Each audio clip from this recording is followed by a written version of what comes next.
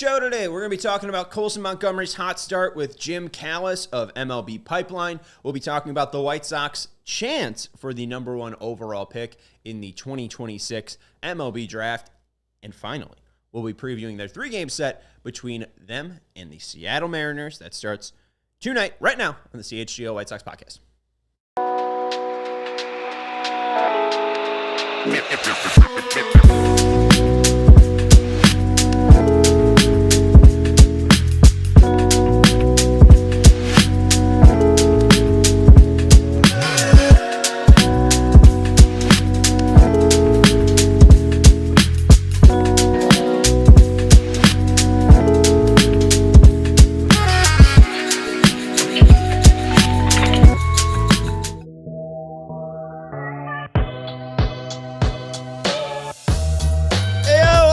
CHGO White Sox Podcast presented to you by Bet365. Whatever the moment, it's never ordinary with our friends over at Bet365. I'm your host, Sean Anderson. Welcome into Studio B of our CHGO offices here in the West Loop of Chicago. My producer is Joey Christopoulos. What's up, Sean?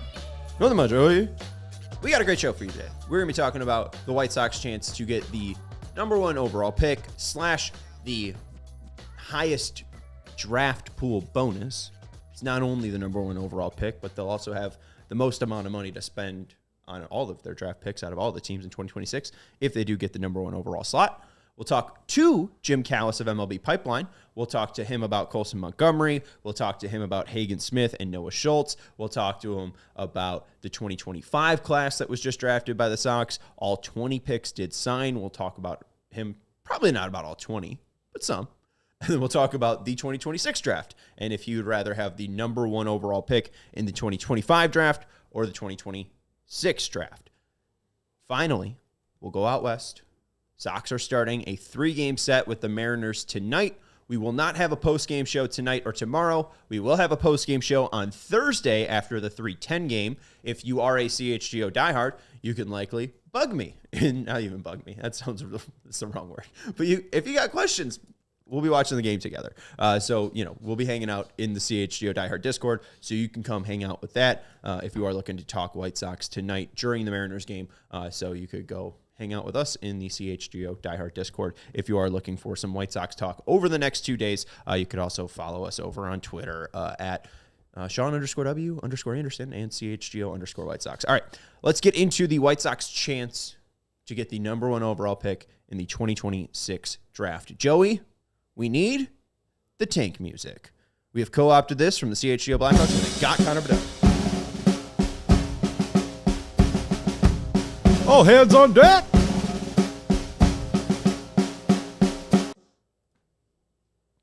I don't know. I've never. Number one pick. It's all cosplay. We hopefully, I guess, are channeling the energy of 2026 and trying to get our version of Connor Bedard. I don't know if that exists in the 2026 MLB Draft, but we are hoping to get the number one slot for 2026. If we look at Tankathon right now, the White Sox do have the number one chance. They have 25.3% odds to get the number one overall pick. They have the record at 42-70. Atlanta is at 47-64. They have a 20.3% chance. Athletics are at 49-65. They have a 15.3% chance. Pittsburgh at 49-64. One game ahead, a half game again of Pittsburgh. They're sitting at 11.5 odds. And then everyone else, Baltimore, Minnesota, Arizona, Miami, Tampa, all under 10%. You also have some outside odds from 13 San Francisco. They have 1.39% to get number one overall. Kansas City at 14, 1.17, and then a sub 1% at 16, 17, and 18 for Cleveland, Texas, and Cincinnati, because Colorado, Washington, LA, and St. Louis are all barred from getting a top 10 pick because they've had consecutive top 10 picks. And like the White Sox learned this year, where they had to draft Billy Carlson at 10, not a bad penance, but they had to be outside the top 10, even though they had the worst record in Major League Baseball because of the new rule where you can't have back-to-back top 10 picks. I think it's top 6 picks, but top 10 picks. I'll just say that because I think that's broad enough. The Sox right now have a 5.5 game lead over Atlanta, 42-70 to 47-64. You look at Atlanta, a team that should not have been in this position, a team that spent a ton of money on their team and has just not been able to put it all together.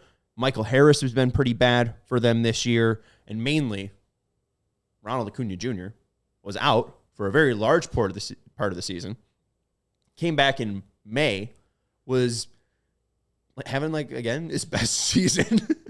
Came back with a bang, too. And I think then, he hit the first pitch. He came back. I think he hit a home run. Right. And then came up with some Achilles tendon inflammation. That was, I think, a couple days ago. So they've run into injury issues to Austin Riley and Ronald Acuna Jr.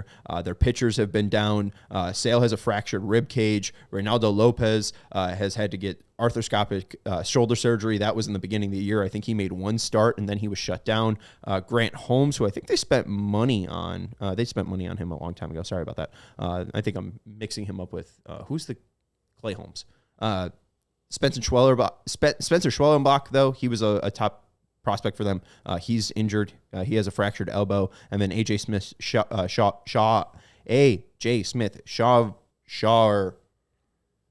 These NL guys. Sharon? He got shut down with Tommy John surgery. So they've really taken a ton of blows injury-wise. Ozuna, who put up a 155 weighted runs created plus last year, has only been at a 117 weighted runs created plus. So they just haven't had that same pop. And it's been a surprising fall-off. I do think that Alex Anthopoulos is the type of guy to see Riley's out, Acuna's out, a lot of our pitchers are out. It might be best to just tank. So the White Sox, I do think, have to fend off the Braves because I think the Braves have a really good possibility to truly tank. Because if they do run into more injuries, I also think Marcell Ozuna doesn't really care to play for a team that's below 500. If a guy like Matt Olson went out, I think that team could absolutely be screwed. Or if, knock on wood, Spencer Strider runs into injury, this rotation then looks atrocious. Well, I don't think Strider started the year healthy. Another layer to that, he was coming off too. TJ. Yeah, another layer to that too is that I think a lot of people were hoping and thinking that the Braves were going to sell.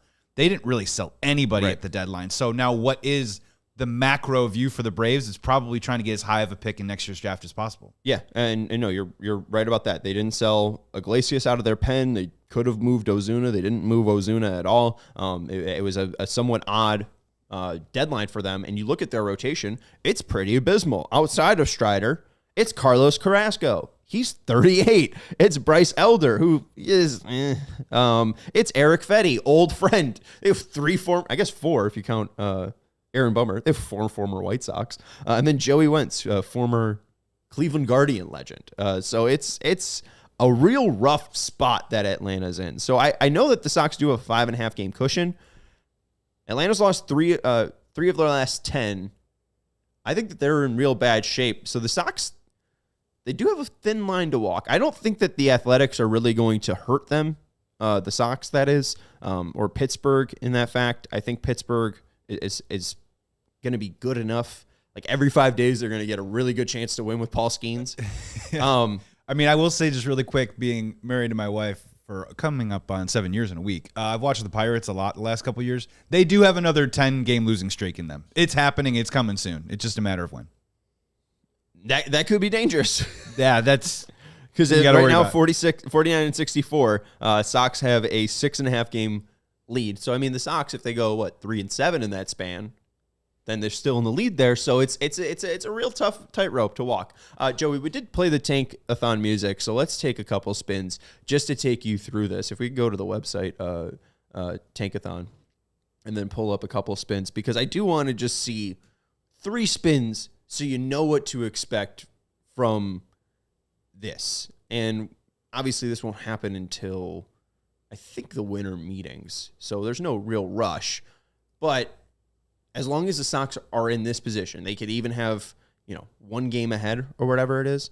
Ooh, that's a weird thing. Click allow. No, click the middle one. There you go. All right, here we go. So we're on Tank-a-thon. I think really what I want to see is just 3 spins so you can kind of see the randomness of the MLB lottery, because it's not normal. I guess. Click Sim Lottery, Joey, just so you could see it. So the White Sox fall to 6. They can't fall lower to 6. So this would be worst case scenario in this first one. So even though Pittsburgh didn't have their 10-game losing streak there, Joey, they still get the number 1 overall pick. Minnesota, God, this is worst case scenario because Minnesota jumps up to 2. And then Atlanta falls to 3. Athletics fall to 4. Cleveland jumps 11 spots up to 5. And then the White Sox fall to 6. So this could be worst case scenario. Sox could still have the best odds out there and still get completely, royally screwed. Thankfully, the MLB draft isn't, you get the best shot at the best player all the time. Okay, get us back in the game. Hey, I was talking. Ken Griffey Jr., I think is Ken Griffey Jr. and Harold Baines are the only 1-1s to ever be inducted into the Hall of Fame. So it's not like, Connor Bedard is sitting there at 1. But it is more important to have that bonus pool. Now, Joey just spun it again, and we have the White Sox at 1.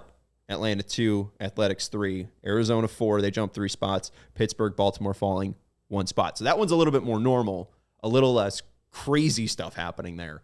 So a little bit more kosher. Why don't we sim it one more time because we did hear the chime of our guest. So we will be soon joined by Jim Callis of MLB Pipeline. This one, again, Sox, some bad nature here. Athletics at 1. Pittsburgh at 2, Baltimore at 2, all of those teams jumping 2 spots. Atlanta falls 2 spots. Then Arizona, I think, climbs up, and then the White Sox falling at 5. Arizona is at 5 there. The Sox sitting there, or Texas at 6, sorry. They jump 11 spots. The Sox fall to 5. So not worst case scenario, but one of the worst case scenarios.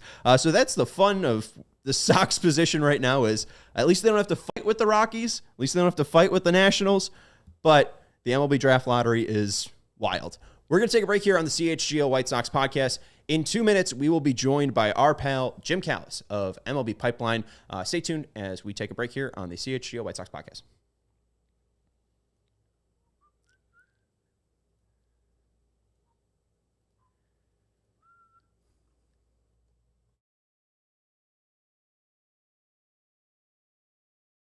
Whatever the moment, it's never ordinary with our friends over at Bet365, who are now live in Illinois. If you haven't signed up, use our code CHGO365 when you sign up. When you bet $5, you get $150 in bonus bets. So you could use those on futures, spreads, props, totals, over, unders. The reason to use Bet365, though, is their MLB early payout.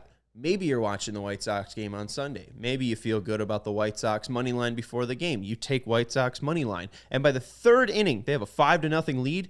You would be a winner even though the White Sox blew it and lost 8-5. With our friends over at Bet365, if your team goes up 5 runs, you get an instant payout on straight bets and parlay selections marked as winners. So download the app and use code CHGO365 when you sign up. Use that code CHGO365. Whatever the moment, it's never ordinary at Bet365. Must be 21 plus. If you or someone you know has a gambling problem, crisis counseling and referral services can be accessed by calling 1-800-GAMBLER in app only. We also want to let you know about our friends over at Sunnyside Cannabis Dispensary. I walked in today and saw the beautiful new Sunnyside Lounge. We have the Chicago flag used as drapes. We have a new Nux CHGO logo pillow. There's some orange Sunnyside pillows. It's looking real loungy. Quintessential laid back. Real chill over there. Sunnyside Cannabis Dispensary is your home for judgment-free cannabis shopping. It is Illinois' favorite dispensary. It's a place where all kinds of visitors are welcome to explore, discover, and purchase a wide array of high-quality products. You, as a newbie, can be helped by their lovely bud tenders who are knowledgeable, kind, and can help you through your first journey. If you are an expert, they can get you in and out. If you know what you want, they can get you in and they can get you out. Visit sunnyside.shop for bite buys every day, including 50% off your first 3 online purchases. Enter promo code HICHGO at checkout to qualify. Exclusions apply. If you're an existing user, use promo code CHGO50 for 50% off one Cresco Lab branded item. Sunnyside Cannabis Dispensary, bite buys every day, only for 21 plus or Illinois medical card holders. Welcome back to the CHGO White Sox Podcast, presented to you by Bet365. We are excited to welcome in Jim Callis, the senior writer over at MLB Pipeline, to talk about all things White Sox prospect farm system. Hello, Jim. Hey, glad to be here. How are you doing? Oh, really glad to be here. Nice Pulp Fiction poster. Thanks. Excited to have you. You've been a longtime writer over at MLB.com since 2013. Been a part of the baseball spectrum, I think, since the late 90s. So a longtime voice here in Major League Baseball. Excited to talk to you about Colson Montgomery because is this something that you've ever seen before? A guy that has been ranked in the top 10, at least at your publication before, and then completely fall out of the top 100, only to kind of show a little bit of that top 10 flash again at the major league level. This has been a very unique ride for White Sox fans with Colson Montgomery. What have you made of it? Yeah, no, I mean, it has been unique. I mean, it has been a roller coaster because he's been hard to figure out. I mean, you have the Corey Seager comparisons that go back to high school because he's a 6'4" lefty hitting shortstop. And very good in the lower minors. He was our top prospect in Arizona Fall League in 2023. But he never really hit that great in Double-A, and he had a terrible year, frankly, in Triple-A last year. Came out a little bit at the end, played well for 2 weeks in the Fall League last year. And he comes back this year. He has another terrible year in Triple-A. Winds up go on the development list to work on his swing. He goes back to the Complex League. You don't see this path very often. Then he comes back to AAA. He gets hot. They call him up, and he's been on fire, since they got him. I don't quite understand why you're having him learn a new position on the fly in the big leagues. He's played a little third base. That makes no sense. I mean, this isn't a contending team where you're plugging a hole at third base and you're trying to win. That part and it's not like, no disrespect to Chase Mydroth, he's not a big league long-term shortstop. So I don't know what we're doing. I don't know what's going on with that. Jim, do you want Lenny Sosa can stand the lineup? That part doesn't make sense. But yeah, they have to be happy with the way Colson's hitting. And like I said, I mean, I think he deserves extra credit for playing a position at the big. He's doing this while he's playing a position that he's really not that familiar with. No, you're preaching to the choir because it is Lenny Sosa. That is the answer to your puzzled nature there. They don't have a lot of bats, and they're trying to get Lenny Sosa in the lineup, and the only position he can kind of play is second. But yeah, it does seem like Chase is a natural fit at second, and we've been surprised at how well Colson is fit at third base, at shortstop in the time that he's played there. I know DRS is very small sample size for him in about 12 games, but he's a 3 DRS, and I was just looking, it's very rare that players have 10 plus homers and 3 DRS at the shortstop position. Do you think that this could be his long-term position? I know that there was the back issues in spring training, and there has always been the talk with the frame that he could slide over to third base. Do you think third base is, where he'll play in 2027? Yeah, I do think it's his long-term position. It's funny, while he's hit well, I've had scouts who haven't loved the way he's looked at third. They've liked him actually better at short in the big leagues. I think he's a guy who's capable of playing an average big league shortstop. Colson is, although you generally want a better than average defender at shortstop. The thing that, and not that prospects are sure things and they're definitely going to make it, they just use their first round pick on a guy who literally some scouts say is the best high school defensive shortstop they've ever seen. So if Billy Carlson hits, Billy Carlson is your shortstop. It's kind of like when you talk about outfielders in the Cubs system. They have guys who can play center field, but they have PCA. So those guys aren't playing center field. So when Billy Carlson gets to the big leagues, Billy Carlson will be a shortstop, and Colson moves over to third. So long term, I think he is going to be more of a third baseman in Chicago. Yeah, and just to jump quickly to Carlson, we'll talk a little bit more about the 2025 class. How quick do you think he can move? Because there's talk about swing changes, but there was also a player picked at 10 by the Pirates the year before that also needed some swing changes, and now he's the number one prospect in baseball. Well, so with Carlson, how easy is it to maybe see him rise, or it's not that easy. Yeah, it's not that easy. And the difference is, I don't think Connor Griffin's made swing changes for the Pirates so much as there were teams that just flat out didn't think the swing was going to play against big league pitching. And it's interesting because they drafted him 9th, and the only 2 teams in the top 9 that would have taken Connor Griffin over Bryce Rayner, who was the other top high school prospect last year's draft, were the Pirates, who did. And actually, the White Sox at 5 liked Griffin more than Rayner. All the other teams liked Rayner more. And you're right. I mean, Billy Carlson, everybody says he's going to have to do a swing, like swing and set up and make some changes. And that's kind of alarming when you hear that about a guy who's a top 10 pick. But and I'm not a hitting expert, but talking to scouts who said that, a lot of scouts say that they feel like it's gonna be a pretty easy fix. It's not like you have to overhaul. They just don't. They think he has a couple bad habits that need to be corrected at the plate. So we'll see. But I mean, realistically, for Billy Carlson, you're talking probably 2029. In terms of like being on an opening day roster, unless the bat comes a lot quicker than people expect. Interesting. And then going to the Griffin interest at 5, the player that they end up taking is Hagen Smith. What have you made of Hagen? Because there hasn't been much of a sample size from him at Double A now, Birmingham. What have you made of that pick and the subsequent play of him post-draft? Yeah, like at the time, I could say, I mean, he was a legitimate guy to pick at number 5. I mean, he was a candidate. I thought Jack Caglione was a candidate. I think there's a lot of chase, and I think that concerned the White Sox to some degree. J.J. Weatherholt, I actually thought they were going to pick J.J. Weatherholt. I thought he was, not that he has, I mean, he has a high ceiling too, but I thought he had the better floor of those guys. And I just thought, like, they don't have a lot of guys you'd say have pure hitting ability in their system. They have guys with tools, but not necessarily pure hitters. And I just thought he was a potential fit. He obviously missed a lot of the year last year with a hamstring injury when he was in college. And Griffin, like I said, I think they were one of 2 teams that would have entertained taking Griffin over Rayner, but I didn't think they were going to take Griffin over the college guys who were available. It's an adjustment to get to pro ball. So like, it's not like, okay, like we're off Hagen Smith or anything, but like his control, which was never a strong suit, has not been as sharp.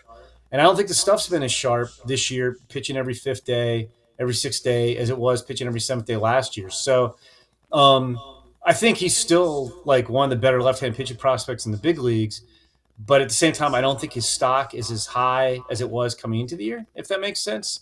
And again, it doesn't mean like terrible pick, like it's not going to happen.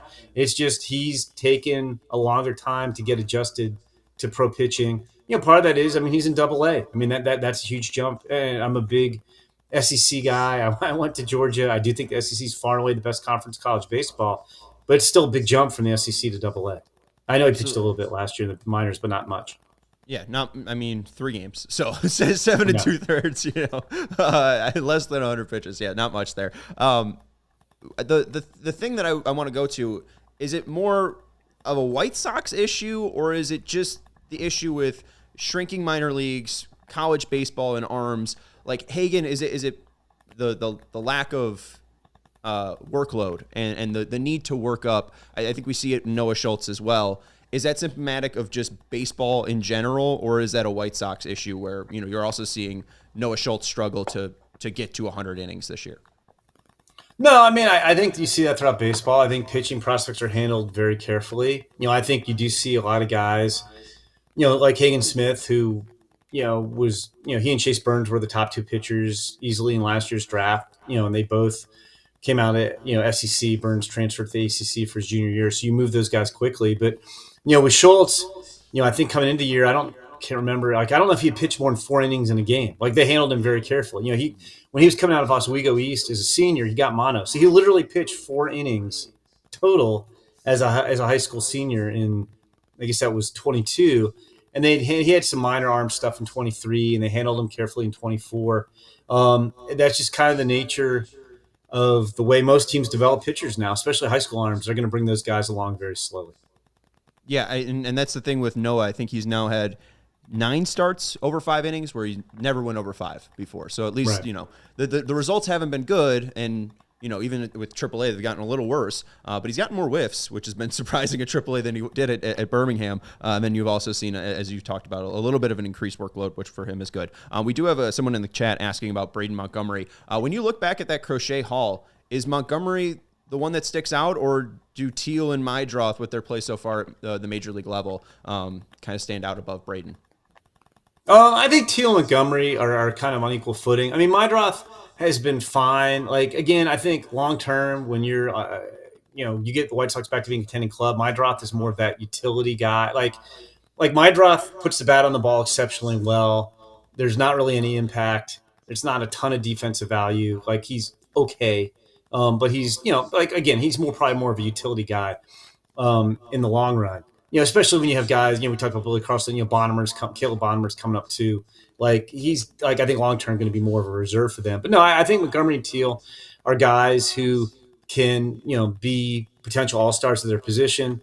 They're both very offensive-minded players who are very athletic for their positions. I thought too, like they didn't make the trade for this reason, but I do think those guys are both super good makeup guys. And I do think the culture of like the next good White Sox team, I think Kyle Teal and Braden Montgomery are going to be guys who are driving that culture. I think not that they're in your face, but I just think they're more like a Colson Montgomery to me is more of a reserved guy. There's nothing wrong with that. But like I said, I think Kyle Teal and Braden Montgomery are going to be kind of the clubhouse culture guys as well as two of the White Sox better players. And that's fun to see because honestly, Colson's been a little bit of a goof lately. I think he's having fun, and I think Kyle is infecting him a little bit because Kyle will run out of the box just screaming. He's very much like Jose Abreu in that, so it's been very charming to see. You brought up Bonnemer. We did have Jeff Ponce of Baseball America on about a month ago, and he said that Bonnemer is the best hitter they've drafted in the past 10 years. I think that's a little bit tough, crazy. But the Sox have also been poor at drafting. Well, if you want to argue potential outcome. Maybe. But like we're talking about a guy who said, and I like Caleb Bonnemer, and he's an A-ball. But if you're talking about what guys were considered at the time they were taken, Tim Anderson, he might be a little bit outside tenure, but he won a batting title. Yoan Moncada was, in the system, was the best prospect in baseball. Like he didn't pan out like they hoped. You have guys like Luis Robert, Eloy Jimenez, those guys were top 10 prospects. And this isn't going to make White Sox fans feel good, but Nick Madrigal and Andrew Vaughn were both top 5 picks. Like Nick Madrigal had exceptional bat-to-ball skills. Like, so I guess if we're talking about outcome, okay. But like, if you're saying drafted, those guys were all, or acquired, when they were acquired, considered better prospects than Caleb Bonnemer. Now, all that said, Bonnemer's off. He's having a very promising season. Top 100 prospect now. He was kind of tough to read as an amateur because there were showcase events he was very good at and showcase events he was less good at. And it kind of depended on when you saw him. The White Sox obviously believed in him. He looks good so far. I think the biggest surprise, I don't think with Billy Carlson, he's going to be the shortstop of the future. I think he's been a lot better defensively at shortstop than people thought he would be. I talked to scouts who thought he was going to be a third baseman, like pretty quick after entering pro ball. And he's looked pretty good at short.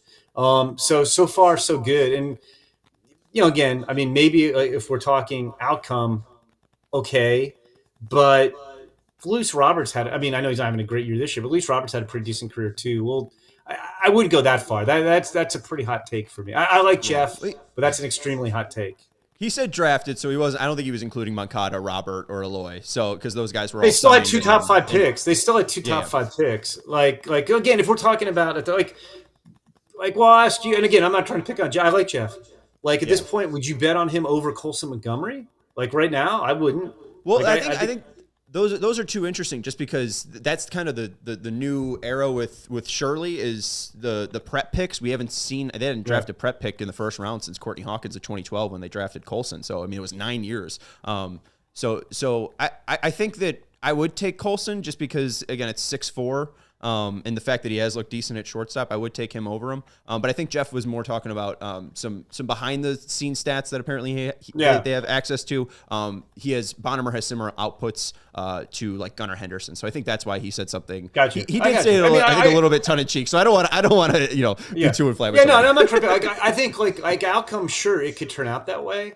They've drafted some pretty highly regarded hitters who at the time people like. I just think, and I'm not picking on Jeff this, I think it's easy to go back and say, like, look, was Andrew Vaughn, did that pick work out for the White Sox? No. But there were a lot of teams that would have taken Andrew Vaughn number 3. Like it wasn't like that was a reach, and people thought he was like a safe, he almost went straight to the big leagues. And again, we could debate this. I don't think, and I'm not saying Andrew Vaughn was going to be a superstar. I don't think putting him in the outfield made any sense, and that didn't help his development. So anyway, it's interesting. I wouldn't go that far yet, but Caleb Bonnemer's certainly off to a good start. I think you and I could probably talk about Vaughn being in the outfield for 15 minutes, so we don't have to go down that road. He had like 105 Vaughn, OPS plus for the first 4 years. He was real consistent, just consistently fine. Yeah. But then the final question I do have for you, Jim, excited that you joined us, senior writer over at MLB Pipeline. Would you rather have the number one slot? Because not only is it the number one pick and the Nationals take Eli Willits, but they also have the biggest bonus pool. Would you rather have the biggest bonus pool in 2025 or 2026? Sox would have had the chance to get the highest odds at 2025 if they didn't have those rules to block them out with the worst record in baseball history. But now they still have the best odds as of today to get the top pick in 2026. So would you rather have the top pick in 2025 or 2026? Well, first I'm going to say, I don't love the lottery rules. Like, I get what they're trying to do. I don't really think that many teams tank. The White Sox certainly weren't tanking. And I think it's too harsh. Like, like the White Sox, because they don't receive revenue sharing, can only win the lottery 1 year in a row. The year they won the lottery, they moved backwards. So I don't understand how that's winning the lottery. They moved down in the lottery. Like, to me, it should be 2 years for the non-revenue sharing teams and 3 years for the revenue sharing teams. Would make much more sense to me. And also, why are you pushed down to 10? Why wouldn't you pick, if the lottery's first 6 picks, why couldn't they pick 7? Like, I get what they're trying to do, but I think it has unintended it hurt the A's too. And now and the Rockies are going to be in the same boat that the White Sox are in, because they won the lottery 2 years in a row, and now they can't pick. They might break the White Sox record, and they can't pick number one next year. They'll have to pick 10th. I would rather have it next year. I could see the argument that you'd rather have it. You'd rather have the pick now. Like you look at the NFL draft, and teams are always trading, current year seconds for future firsts. So you rather have the talent now and have it earlier. But like this year's draft was a below average draft by draft standards. There weren't the guys at the very top of the draft, like a Paul Skeens or, Travis Bazzana or Chase Burns or Dylan Cruz. And like you had the previous 2 years, you had like 5 guys in 23 who would have been number one this year. You had 7 or 8 guys in 24 who would have been number one this year. And 25 was just down from that standpoint. So I'm not saying they did it with the White Sox any favors, but it's better off that the White Sox couldn't pick at the top of this year's draft, but can pick at the top of next year's draft if they come out in the lottery. I'd rather have the money next year. And I'll be honest, I kind of like, even though they lost out on a bunch of money and weren't picking as high, I kind of like what they did in this year's draft. Like getting Jankowski over slot in the second round. He was one of the better high school bats in the draft. Kyle Lodis, I was a little surprised last as long as he did. And even Landon Hodge is interesting too. Gabe Davis has some upside. So I think they made the best of the situation, but I don't think it's a great situation. Like I don't like the rule, but if I were a White Sox fan, I'd be like, you know what? I'd rather have the money next year and be able to do more damage in a better draft. Agreed with you. Just final one. If there's one name in 2026 that Sox fans should look out for at the top of the class, who is it? There's a couple. I mean, you have Rock Chalowski at UCLA, who, because UCLA is a Big Ten school, you can go. I don't know if they're playing at Northwestern next year. You can maybe go see him play. 8 shortstops again. You got him and Justin LeBron at Alabama are 2 names that stand out. And on the high school side, you have Grady Emerson and Jacob Lombard. So if they're picking at the top of the draft. Right now, like the best guess would be they'll take a shortstop because that seems like that's a strength again. All right, great. Thank you so much, Jim Callis, senior writer over at MLB Pipeline. We appreciate your time. Great information, and maybe we'll have you and Jeff on to talk about Bonner one day. we can battle it out. Sounds good. Thank you so much for your time. We're going to take a break here on the CHGO White Sox podcast, and we'll be back with a preview of the Mariners and White Sox series. If you are looking to upgrade the floors in your home, check out our friends over at Empire. It is likely impossible that you could walk into a big box store, see all of their samples, be able to pick the right sample in their lighting, not your lighting at your house, and get the perfect match for your home. That's why you should have the experts over at Empire bring the samples to you. Who doesn't love a free in-home estimate? And the best part is you don't have to call a buddy or a cousin or a neighbor to come in on a Saturday and install floors. Maybe they'll even do it wrong. They probably won't even finish in a day. Empire, you have that free in-home estimate. You pick your floors. The next day, experts in flooring are installing your floors. Do not be overwhelmed. Make the right choice. Schedule a free in-home estimate today because some things are better at home. CHGO listeners can receive a $350 off discount when using promo code CHGO. A $350 off discount with code CHGO. Restrictions apply. Visit EmpireToday.com/CHGO for full details. We also want to let you know about our friends over at Game Time I love the Game Time app. I'll tell you what, Wimpy. I love the Game Time app, and this is how I was able to score this beautiful bobblehead. And I really need to be careful because there's 4 of them. And you know how easy it is to have one pop off. But I got a ticket for this game where the bobbleheads were limited to 10,000 for $5. This bobblehead cost me $5. A little bit of sweat equity. Thank you, Game Time. We had a fun story about that a couple weeks ago. This was $5 because of our friends over at Game Time. How did I get tickets that well priced? Well, you get the last minute deals with our friends over at Game Time. You wait until the last possible second to get the best deal possible. Tickets prices go down the closer you get to Game Time. Take the guesswork out of buying tickets with Game Time. Download the Game Time app, create an account, and use code CHGO for $20 off your first purchase. Terms apply. Again, create an account and redeem code CHGO for $20 off. Download the Game Time app today. Last minute tickets, lowest price guaranteed. Back here on the CHGO White Sox Podcast. If you don't follow Jim Callis, make sure you do. We are very appreciative of his time and his great knowledge. So very thankful that he was able to join us. I do love that he brought up Justin LeBron because my favorite faux outcome is Justin LeBron being drafted by the White Sox, him getting called up, and him having a LeBron 23 jersey. I was just going to ask because I hadn't heard that name before. Is it spelled the same? No capital B. So But it's still. LeBron all lowercase, but it is LeBron. It's Justin LeBron. Yeah, no, the calligraphy on the back of the jersey will literally say LeBron 23. Well, I don't know if he'll pick 23, but hopefully Benny's gone and he's got the troll of the world is going Justin LeBron 23, and then if you had a White Sox jersey that said LeBron 23, I am buying one. that would look so that would already look so knockoff. Even if you had a knockoff, it already just looks knockoff, even if you had the authentic. Absurd. That's the fingers crossed outcome. But anyways, we do have some people hanging out with us in the chat. Make sure you're hitting that thumbs up button. Make sure you're hitting that subscribe button if you haven't already. I will answer some questions. Our guy, Ellie, bringing up Lenine Sosa. Lenine doesn't have trade value, Ellie, and the main reason is he doesn't have minor league options. So if a team was to acquire him and they did face a roster crunch, they'd have to just completely get rid of him. Lenine Sosa either sinks or swims. And the White Sox have seen a little bit of buoyancy. So that's why they haven't cut bait yet. And I don't know if I have any more fishing puns. But I think that it's really sink or swim for Lenine. And there isn't much trade value for him at all. And Brooks Baldwin will not be traded for a center fielder. Brooks will likely be the outfielder, I think, that you're looking for. Maybe they look to add an outfielder. I think that they'll keep Tauchman. I think that they'll add a right-handed platoon for Tauchman, just like we saw with Slater. And then it just depends what they do on left field. Do they make Benny play left field? Do they have him as a DH? Do they go and sign a left fielder? I think that's possibly the most outcome. Then Baseball Toss mentioning, do we see Antonacci at the end of the season or next year? I think you wanted me to ask Jim Callis, but Callis is gone.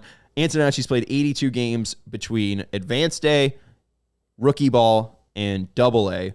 291, 441, 422 slugging percentage. What I really want to focus, though, in on is Advanced A.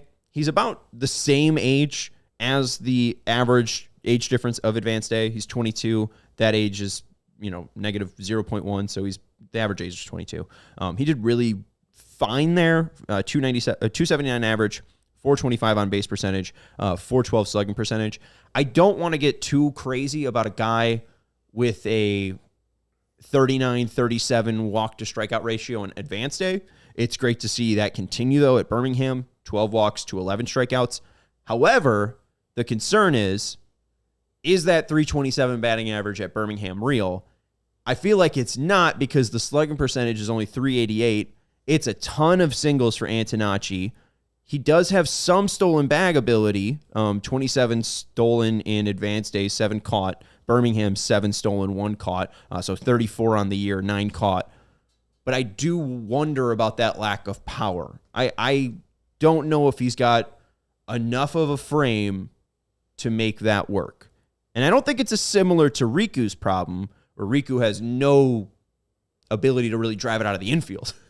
Antonacci has the ability to drive it out of the infield, but I don't know if he has consistent enough pop. So I don't think that they will see Antonacci at the end of the season. I think that you'll see him next year, but not even opening day. I don't even think you see Antonacci at the end on opening day. I think you will see Antonacci in AAA at least. If Gonzalez is going there, Jacob Gonzalez is going there, Antonacci will go there. All right. Any other questions, Joey?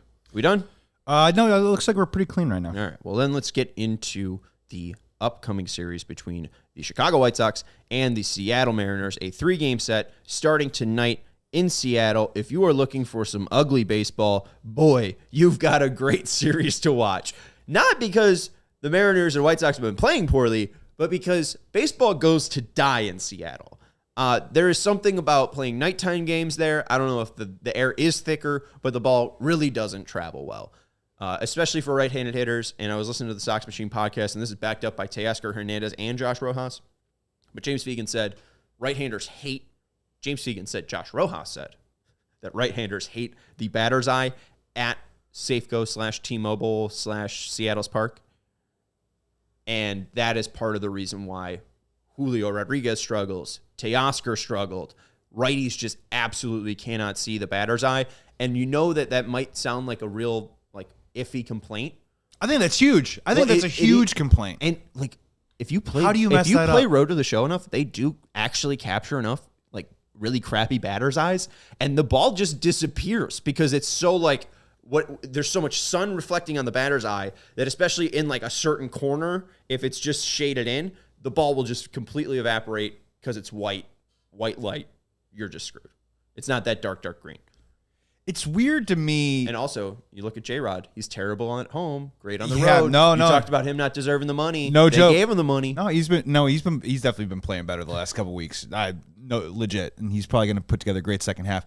It always kind of it vexes me a little bit, and I'm sure it all comes down to money. Why teams like Minnesota and Seattle opted for outdoor stadiums after playing indoors for so many years. Seattle and what?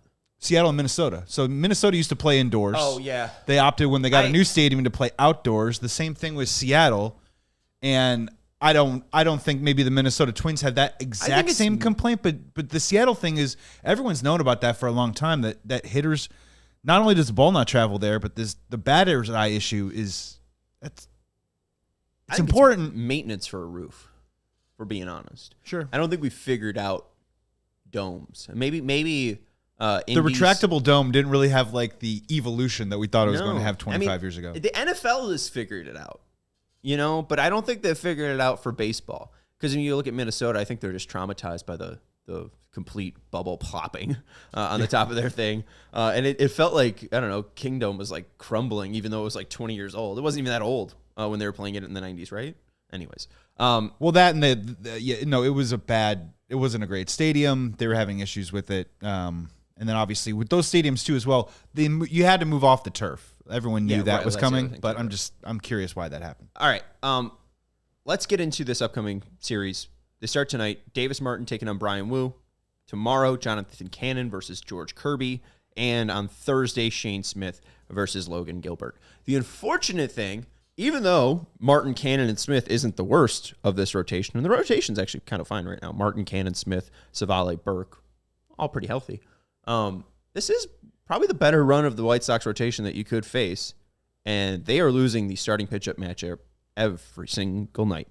Brian Wu is a disgusting, disgusting monster. This is one of the crazier stories in Major League Baseball, one of the more interesting stories in baseball, and it really shows the might of the Seattle Mariners.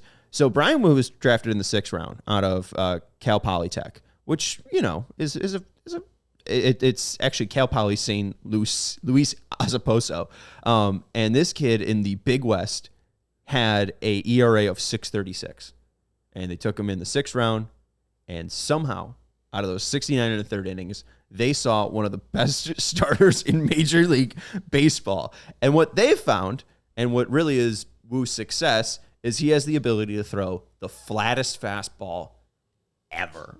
There is something about his stride, there's something about his arm angle that makes his four-seam fastball the deadliest up in the zone. It's why he has so many strikeouts, a fairly low hit rate. It's really tough to square him up. He's got great control as well. Sub-1 whip over the past 2 years, over 200 innings. He is a nightmare to face. Luis Robert Jr. will have probably a very, very difficult time playing against Brian Wu tonight. And no disrespect, I know he's been hot, but that's just how good Wu is. Kirby, I think, is a guy that at some point will win a Cy Young, and he does have a 4.13 ERA, and you might be looking at me sideways, but you look at his 2 years prior to that, 190 innings, 350, 330 ERA. He's got 5 to 6 pitches that he trusts, and it's not like a Seth Lugo where he's just throwing the kitchen sink at you. He's throwing 95, 96. I really think Kirby's an interesting player, especially if the White Sox are ever looking to add starting pitching. Seattle doesn't like to spend money, and maybe if Justin Ishbia is the owner at that time when George Kirby becomes a free agent, that would be a guy I'd love to see on the south side. And then finally, Logan Gilbert is their ace. Logan Gilbert is a monster, 6'6", 215. He's got a 3.45 ERA, and he is just a nightmare with that length, that stride. He dominates hitters, 78 in the third innings, 112 strikeouts. Obviously, he hasn't been fully healthy this year, but this is going to be a very boring and sloppy series for the White Sox to play in. And what I remember last year from the Mariners-Sox series in Seattle was very tight games. I think Cal Raleigh hit a walk-off homer. I could be wrong on that, or he hit like a game-tying homer, which of course he did. But then there was also, I don't even think he's on the team anymore, Williamson. Was it Williamson? There was just this little guy that they would put in as a pinch runner, and since the White Sox couldn't pick off anybody or throw out anybody last year, that guy just ran around everywhere. But they are a team that can be really scrappy. They have Mastroboni on their bench. They have Dylan Moore on their bench. Donovan Solano, who I've made fun of, is on their bench, and he's been like pretty great for a 37-year-old hitter. Mitch Garver isn't a bad backup catcher, but they obviously have the best catcher in baseball in Cal Raleigh. He's going to be batting second. He's a switch hitter. Each time he's going to have the advantage. I think he's closing in on 40 home runs. He does have a shot to win the AL MVP this year. He's already over 40 home runs. He's got 42 home runs and 6.4 WAR. With Aaron Judge down, this Seattle team posing for a playoff spot, that is obviously the guy that you need to avoid in this lineup. Knowing your Chicago White Sox, go at him. Cal Raleigh's hitting a homer. Either in today's game, tomorrow's game, or Thursday's game. I think we'll see not one, but 2 homers in these 3 games from Cal Raleigh. I'm not really that terrified of the players that they had before. I'm not really that terrified about Arozarena. I'm not really that terrified about Julio Rodriguez. I'm not that terrified of Polanco, Canzone, J.P. Crawford, or Cole Young. Cole Young is one of their near top prospects. Pretty good guy. So we'll see how he actually shapes out. But boy, am I terrified of Eugenio Suarez, who they just acquired, and mainly Sox killer. I am terrified of seeing Josh Naylor. Sox killer. I don't want to see him. I don't want to see him on a train, a plane, a bus, my apartment, your apartment. I don't want to see Josh Naylor. I'm disgusted to see Josh Naylor back playing the White Sox. They're going to pitch to him, and I think he's a little bit more calmer, but there's something about playing the White Sox that just makes Josh Naylor take off his helmet and slam it into his forehead and make himself gig like a wrestler. It's just very unique to see. Hit that thumbs up button if you haven't already. Make sure you subscribe. I think the Sox lose this series, and unfortunately, I think it's going to be a sweep. I think the Sox get swept in 3 against the Mariners. No postgame tomorrow. No postgame tonight. Postgame on Thursday to recap the series. Hope you join us here on the CHGO Sports YouTube channel. Make sure you hit that thumbs up button, and we will talk to you then. Goodbye. We all silly like the mayor.